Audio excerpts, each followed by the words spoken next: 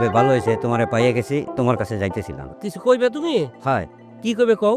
আমি কয়েক বস্তা ধান বেচবো। ও ধান বেচো না? হয়। কয় বস্তা আছে? তা তোমার ওই 10-12 বস্তা হবে। 10-12 বস্তা। ঠিক আছে, বস্তা প্রতি 200 টাকা করে পাইবা।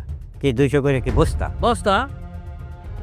রহমত ভাই, এই ধান আবাদ করতে যে খরচ হয়েছে, এই খরচের কথাও তো কও না। এছাড়া যে কামলা দিমু, শ্রম খাটাচ্ছি, জোন খাটাচ্ছি, হ্যাঁ তো ফাওই না। তাহলে আমি কেমনে বেচবো ধান? আমি বেচবো না। শোনো, ধান তুমি আমার কাছে বেচবা, এটা আমাদের কথা কইলে না হলে? হ্যাঁ। আমার ছাড়া কেউ এই ধান ওখানে কিনতে পারবো না। কে? আমার সমাজে একটা নিয়ম আছে, যার সাথে তুমি প্রথম কথা কইবা তার কাছে ধান বেচুন লাগবে। ঠিক আছে, আমি তাহলে ধান বেচলামই না। তাই কি করবা? আমি সরকারি বিক্রয় কেন্দ্র আছে না, আমি হ্যাঁ না যাই বেচবো। বিক্রয় কেন্দ্র বন্ধ আপাতত, এরা ধান কিনে না। দেখি আমি কি করতে পারি। কি করতে পারে? বিক্রয় কেন্দ্রে বেচবো। ও কাকা, ও মেম্বার, মন খারাপ করে বসে আছো কেন?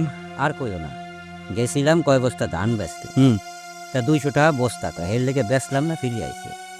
200 টাকা বস্তা চাইল এই ধান? হয়। কে কইছে তোমারে? এটা আবার তোমার বন্ধু রহমত আইসো না।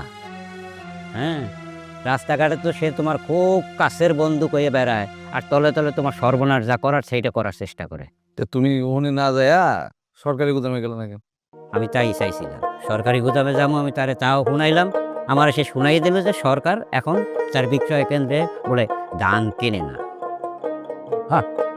গুদাম খোলা আছে, অসুবিধা নাই। তুমি যাইও, তুমি এক কাজ করবা, ওইখানে মামুন নামে একটা ছেলে আছে, হ্যাঁ। ওরে যাইয়া বলবা আমি তোমারে পাঠাইছি। তাইলে 300 টাকা করে বস্তা দিব, আবার যদি খুচরা কাছি ধানও থাকে হ্যাঁ। ওগুলোও রাখবো।